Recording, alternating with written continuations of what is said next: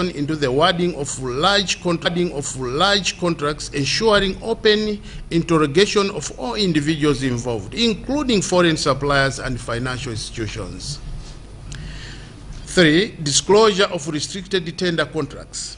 The government must disclose all contracts awarded through restricted tenders, particularly for road construction, fertilizers, and fuel, while verifying the legitimacy of these contracts, because we believe most of them are fake.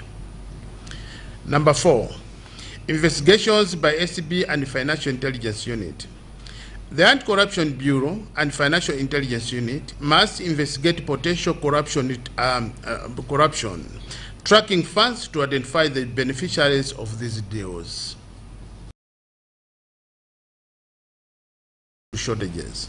The government should present a clear plan for economic recovery, addressing food shortages and reducing wasteful borrowing and travel by providing technical and strategic support this crisis. We are prepared to work